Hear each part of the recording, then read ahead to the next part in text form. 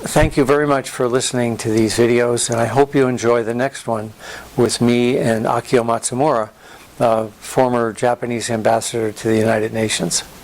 Thanks for watching Fairwinds. Well, Annie, thank you very much for inviting me to such a wonderful place. This is my first time visit Vermont. And also I'd like to thank you and Maggie for making a great contribution to increase public awareness of risk of at Fukushima. Many readers my blog appreciated what you have done. Well, thank you, Akio. Coming from you, that means a lot to me, and I know it means a lot to Maggie too. We try our best, and I'm glad that the world wants to hear it. Well, I have received many questions from my readers.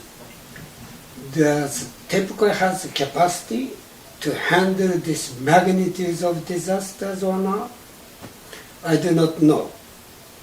But I also heard from inside the story in Japan that TEPCO executive also believe that TEPCO alone cannot handle this magnitude of disasters. Also, I wrote a letter to Secretary General Ban Ki-moon urging him to establish independent international assessment team composed of the nuclear scientists, geologists, engineering structure, because we are laymen confused by so many scientists saying all the different stories. And I mentioned to former Prime Minister Hatoyama, I only believe in what Annie said, what Helen Caldicott said. So, Annie, what do you think of this first question is, my suggestion is to establish internationally independent assessment team to look at totality or picture of the problem we face now at Fukushima. I think it's a great idea. I think we definitely need an international team of really independent experts to go in and outline a logical plan to minimize the exposure to the Japanese people moving forward. The IAEA, International Atomic Energy Agency, claims to be that independent agency because it's an arm of the UN. But if you look at the charter, Article number 2 of their charter is to promote nuclear power. Now, to my way of thinking, that means you're not independent. The team of individuals has to be respected by the people of Japan, who are going to have to, one, live with the radiation, and two, have to clean up after this. And so to rely on a group who's trying to promote nuclear power seems to me to be counterproductive. So an international team of experts going in and laying out a plan going forward to be implemented by somebody other than Tokyo Electric, I think is critical. The other piece of that is that if that plan is put in place and a large engineering firm is put in to replace Tokyo Electric, the independent team should remain as an overseer of the large international engineering organization, because the trust of the people in Japan can't be on a company that also builds nuclear power plants. It would have to be on that independent expert team. That independent expert team could also put pressure on the nation of Japan's government to spend the money that's needed to solve this problem. I think what we have right now is that the Japanese government isn't willing to give Tokyo Electric any more money, and Tokyo Electric then is trying to decontaminate the site on a budget that's not big enough. So if that international team could put pressure on the contractor to do the job right, and also represent to the people of Japan the true cost of the cleanup, I think that would solve the two biggest problems facing the Daiichi site. In the first part of this video, we really tried to propose an alternative to the situation that's actually happening in Japan today.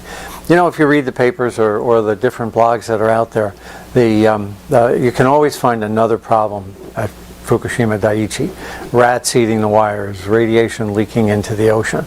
And what Fairwinds has been trying to do for 2 years now is to say that there are alternatives.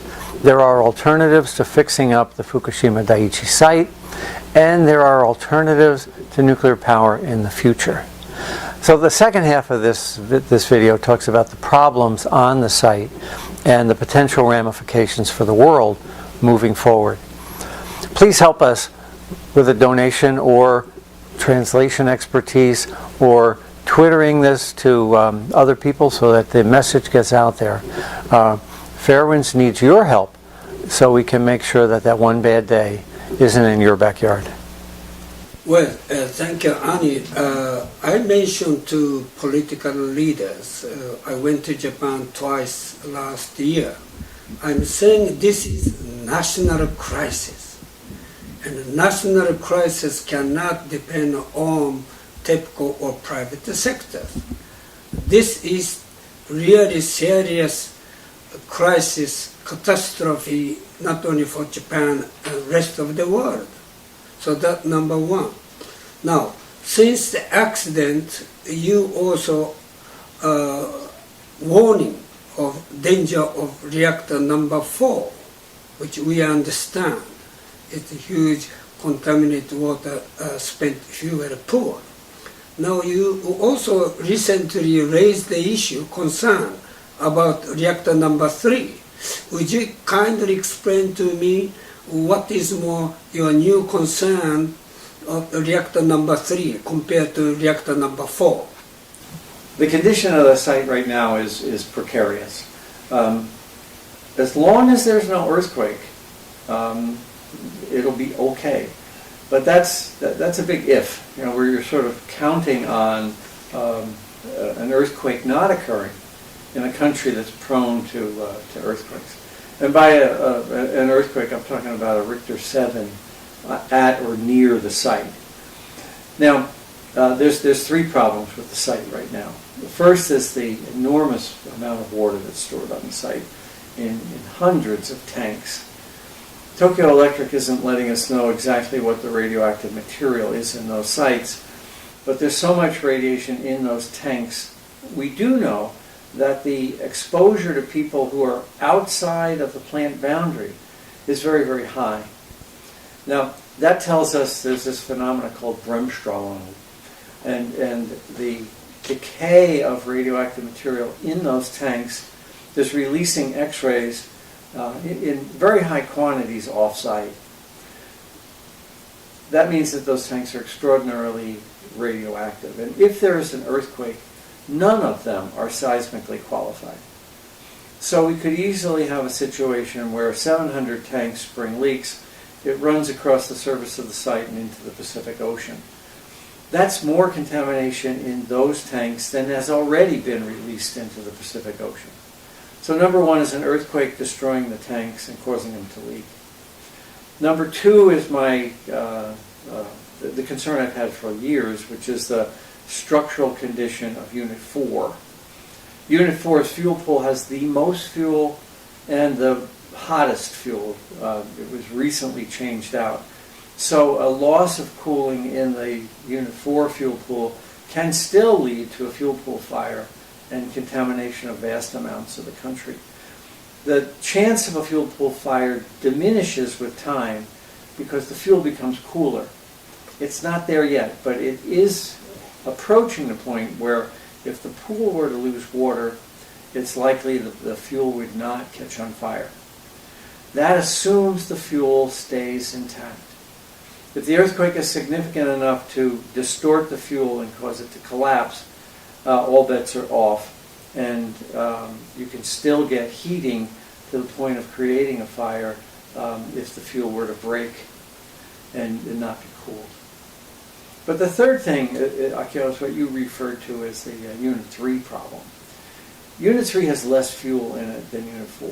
That's good. The bad news, though, is that Unit 3 is much more severely damaged than Unit 4. So if Unit 4 could ride out a Richter 7 earthquake, it's likely Unit 3 will not. So the risk of a structural failure at Unit 3 is higher, although there's somewhat less nuclear fuel in the fuel pool. It still presents, in my mind now, rapidly becoming the single biggest risk on the site. There's a structural failure of the Unit 3 building because of all the damage from the massive detonation shockwave that hit the building. The magnitude of this problem is huge. It's as if the Japanese should be fighting this as if it were a war.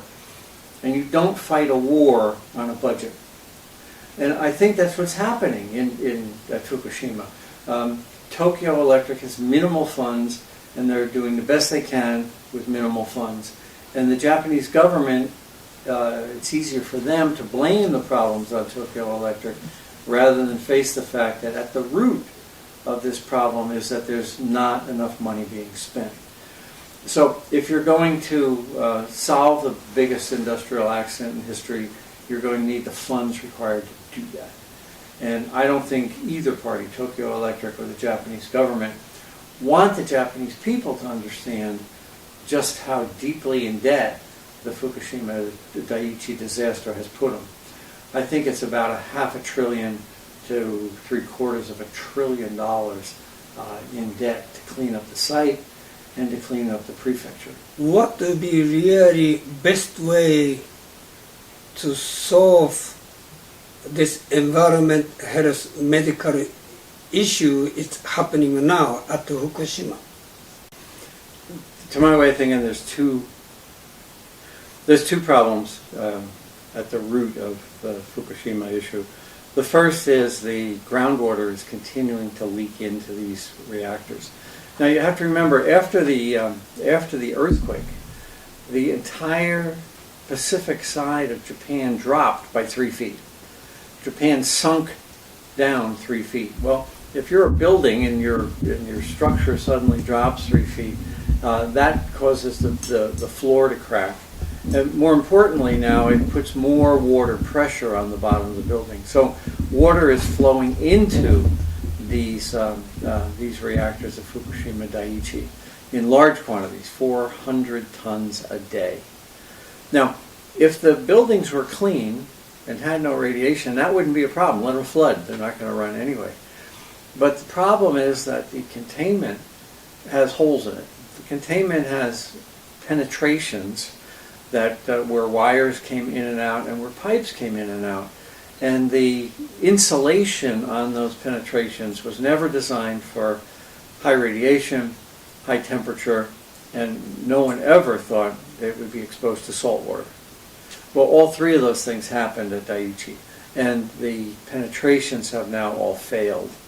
So the radioactivity that was supposed to be contained in the nuclear reactor is now leaking through those penetrations to where the water is leaking into the other buildings.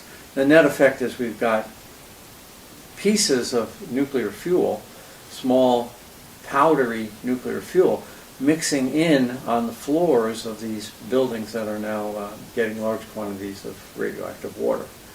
So you have two choices. You can either stop the water from going in, or you can stop the radiation from going out. Both are difficult. I proposed building a trench around the Fukushima site and filling it with something called zeolite. Zeolite is a volcanic material. It's really good at absorbing radiation. Another Japanese scientist, Dr. Koichi Nakamura, has suggested building wells outside of that trench to drop the water table.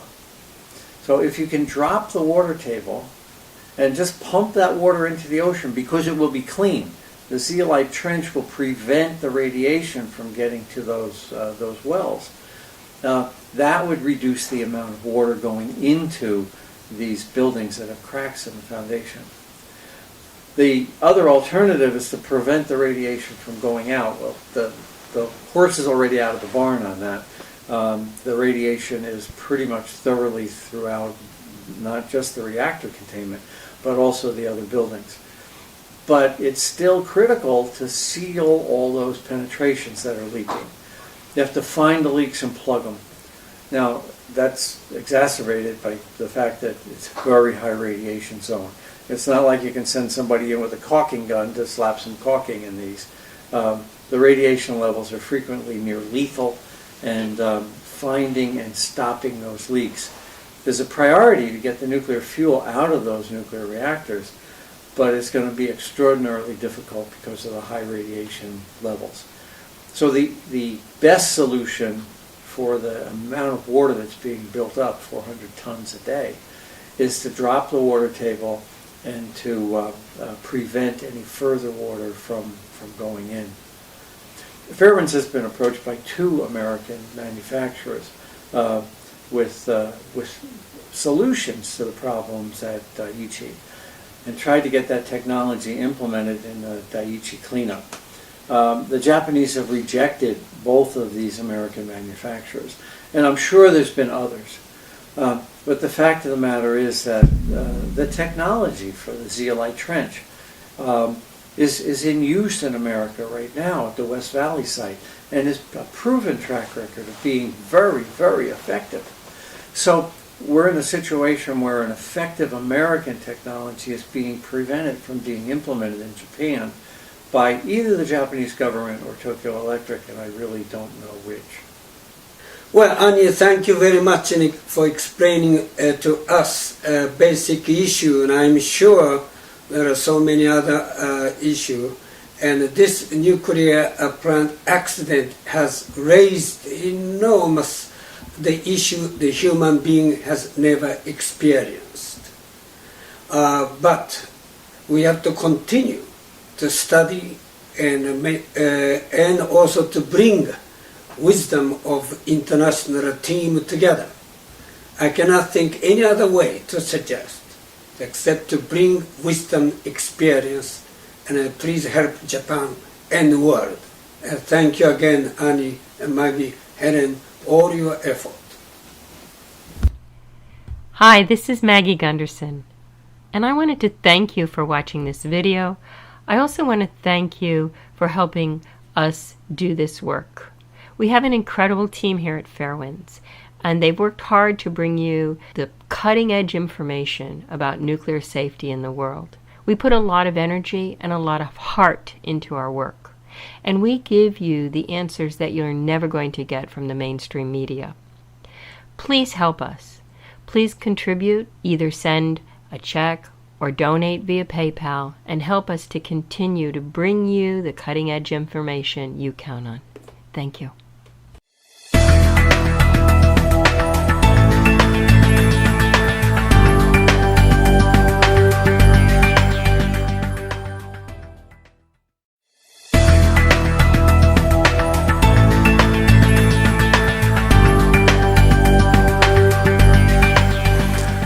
Hi, I'm Arnie Gunderson from Fairwinds Energy Education, and I wanted to share today a little bit about my personal journey through the world of nuclear power. 42 years ago, I got my bachelor degree in nuclear engineering, first in my class from Rensselaer. 41 years ago, I got my master's degree in nuclear engineering, and I also had a reactor operator's license. And I really believed at the time I was doing that nuclear power could save the world. I worked my way through engineering and management, got a safety patent, became a senior vice president, and then I became a nuclear whistleblower. During that time, 3 Mile Island blew up, and Chernobyl blew up, and I still believed the technology was safe, and I blamed the nuclear reactor operators in both cases. Well, when I became a nuclear whistleblower, I believed that the Nuclear Regulatory Commission would come riding over the horizon and rescue me, but instead they started shooting at me too. And I realized that regulation of nuclear power was inadequate in the United States. But I think in my heart of hearts, I still believed that nuclear would be safe. Well, for the next part of my journey, I worked for many NGOs, non-governmental organizations, writing reports on nuclear. But in my heart of hearts, I still believe that if we all tried hard enough we could make nuclear power safe. Then came Fukushima Daiichi, and all of the safety systems that engineers had relied upon didn't work. The cooling pumps on the ocean failed. The diesel generators failed. The off-site power failed. The nuclear reactor failed. The containment blew up. All of the barriers to protect keep the radiation from the public had totally failed. And I think that was the final piece of my journey. I realize now that nuclear can have 40 great years and one bad day. And that's really what I've dedicated my life to make sure that that one bad day doesn't happen in your backyard. Now, Fairwind's Energy Education has been doing these videos now for more than 2 years, and I think we've become respected around the world for the technical quality of our analysis. You know, we don't just throw up a news story. We analyze what's really happening and give you the facts of the situation, facts that you're not getting from other people. Well, July begins our fundraiser month, and we've got a staff here at Fairwinds who would love to work with Maggie and I in the future to continue that standard of excellence for really good video. And I hope that you can do a couple of things to help us out. First, pass the word about the site. You can Twitter us, you can Facebook us. There's many ways to share this analysis with the world. You probably noticed that on the site we are having a French translation now and a German translation. And of course last year we had a Japanese. So we have a site that's accessible in 4 languages. So the world can hear that one bad day doesn't have to happen in anybody's backyard. What I'm asking also, though, is for funds. We can't do this for free. Maggie and I work for free on these videos, but we do have a production staff, and there are some costs that have to be covered. I've appreciated your donations in the past,